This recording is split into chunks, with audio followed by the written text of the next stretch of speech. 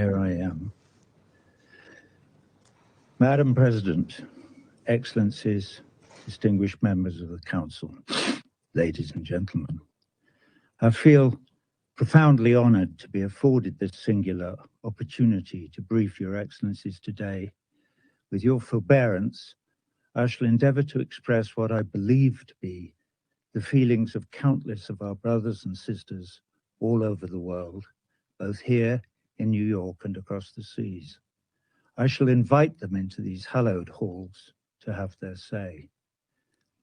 We are here to consider possibilities for peace in war-torn Ukraine, especially in light of the aforementioned increasing volume of weapons arriving in that unhappy country.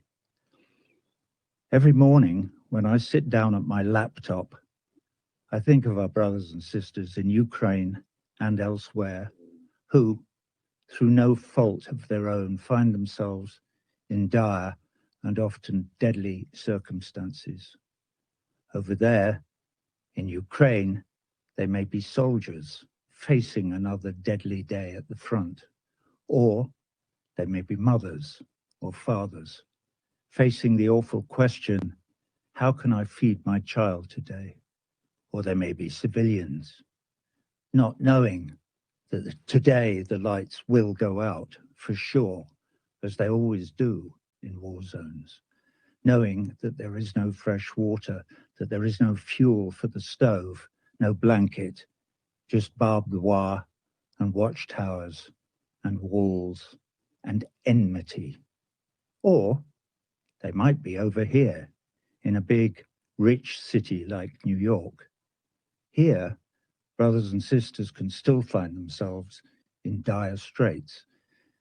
Maybe, somehow, however hard they worked all their lives, they lost their footing on the slippery, tilting deck of the neoliberal capitalist ship we call life in the city and fell overboard to end up drowning. Maybe they got sick. Maybe they took out a student loan. Maybe they missed a payment. The margins are slim. Who knows? But now they live on the street in a pile of cardboard, maybe even within sight of this United Nations building. Anyway, wherever they are, all over the world, war zone or not, together they make up a majority, a voiceless majority. And today, I shall endeavor to speak for them. We, the people, wish to live. We wish to live in peace, in conditions of parity that give us the real opportunity to look after ourselves and our loved ones. We are hard workers, and we are ready to work hard. All we need is a fair crack of the whip. Maybe that's an unfortunate choice of idiom after 500 years of imperialism, colonialism, and slavery. Anyway, please help us. To help us, you may have to consider our predicament, and to do so, you may have to take your eye off the ball for a moment, to put your own goals momentarily to one side. What are your goals, by the way? And here maybe I direct my inquiries more to the 5 permanent members of this council. What are your goals? What is the pot of gold at the end of the rainbow? Bigger profits for war industries, more power globally, a bigger share of the global cake? Is Mother Earth a cake to be gobbled up? Does not a bigger share of the cake mean less for everyone else? What if today, in this place of safety, we were to look in another direction, to look at our capacity for empathy, for instance, to put ourselves in others' shoes, like right now, for instance, the shoes of that chap on the other side of this room, or even the shoes of the voiceless majority, if they have any shoes, that is. The voiceless majority is concerned that your wars, yes, your wars, for these perpetual wars are not of our choosing.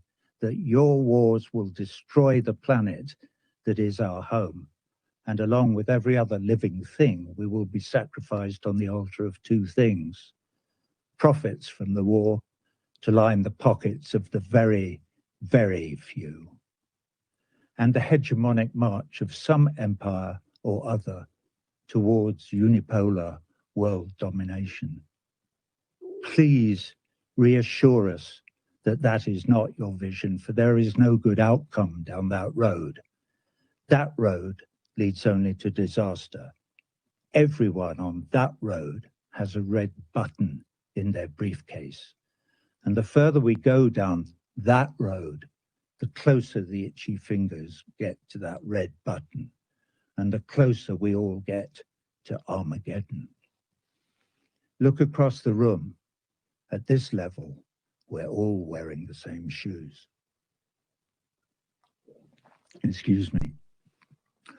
So, back to Ukraine. The invasion of Ukraine by the Russian Federation was illegal. I condemn it in the strongest possible terms. The Russian invasion of Ukraine was not unprovoked. So I also condemn the provocateurs in the strongest possible terms. There, that's got that out of the way. When I wrote this speech yesterday, I included an observation that the power of veto in this council only lay in the hands of its permanent members, and that I was concerned that that was undemocratic and rendered this council somewhat toothless. This morning, however, I had a revelation upon waking. Toothless. Maybe toothless in some ways is a good thing. If this is a toothless chamber, I can open my big mouth on behalf of the voiceless without fear of getting my head bitten off. How cool is that?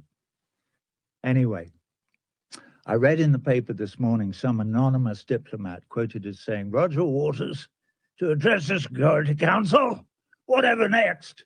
Mr. Bean? Ha ha ha." You know what they're like. Anyway, sorry. For those of you who don't know, Mr. Bean is an ineffectual character in an English comedy show on television. So it's a penny to a pound. The anonymous diplomat is an Englishman. Ha ha. Thank you, sir. Anyway, I think it's time to introduce my mother, Mary Duncan Waters. She was a big influence on me. She was a school teacher. I say was, she's been dead for 15 years. My father, Eric Fletcher Waters, was a big influence on me too. He too is dead. He was killed on the 18th of February, 1944, near Apulia, near the Anzio bridgehead in Italy. I was only 5 months old. So I know something about war and loss. Anyway, back to my mum. When I was about 13, I was struggling with some knotty adolescent problem or other, trying to decide what to do. It doesn't matter what it was. I can't remember anyway, but my mum sat me down and said, "Now listen, you're going to be faced with many knotty problems during your life, Roger. And when you are, here's my advice. Read, read, read. Find out everything you can about whatever it is. Look at it from all sides, all angles. Listen to all opinions, especially ones you don't agree with. Research it thoroughly. And when you've done that, you will have done all the heavy lifting. And the next bit is easy. Is it? Okay, Mum. Well, what's the easy bit? Oh, the easy bit is you just do the right thing." Whew. So speaking of doing the right thing brings me to human rights. We the people want universal human rights for all our brothers and sisters all over the world, irrespective of their ethnicity, religion, or nationality. To be clear, that would include, but would not be limited to, the right to life and property under the law. For instance, well, for instance, for Ukrainians,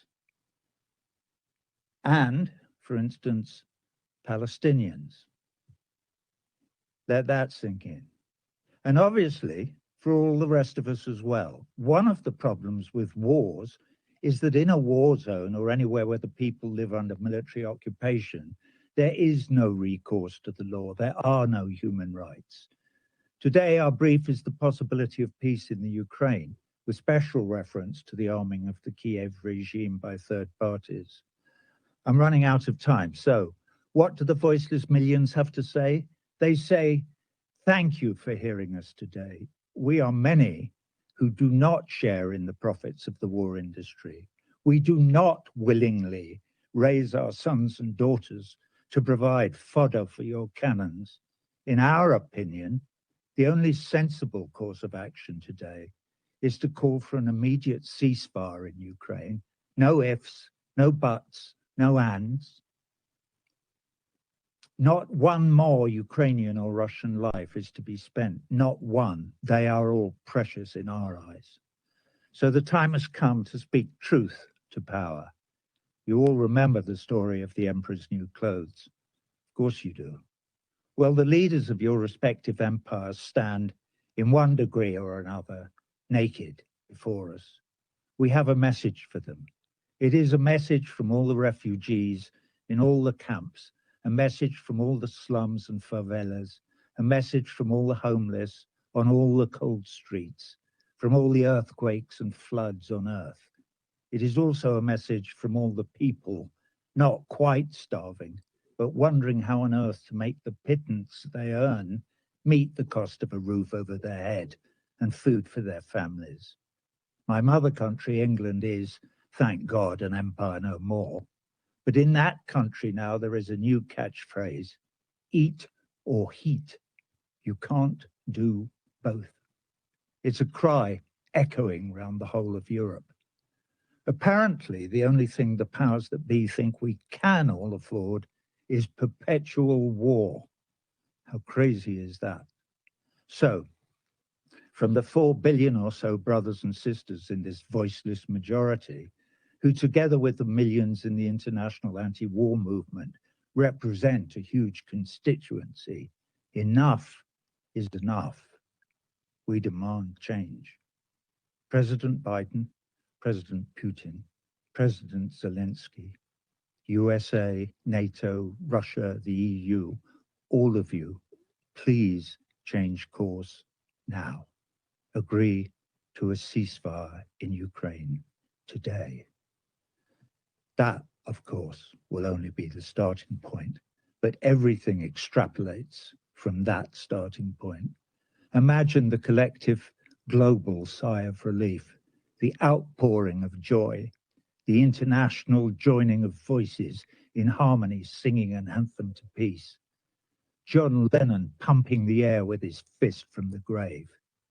We've finally been heard in the corridors of power. The bullies in the schoolyard have agreed to stop playing nuclear chicken. We're not all going to die in a nuclear holocaust after all, at least not today. The powers that be have been persuaded to drop the arms race and perpetual war as their accepted modus operandum.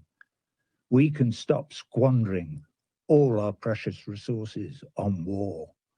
We can feed our children. We can keep them warm. We may even learn to cooperate with all our brothers and sisters and even save our beautiful planet home from destruction. Wouldn't that be nice? Your Excellencies, I thank you for your forbearance. I thank Mr. Waters for his briefing. I now give the floor to those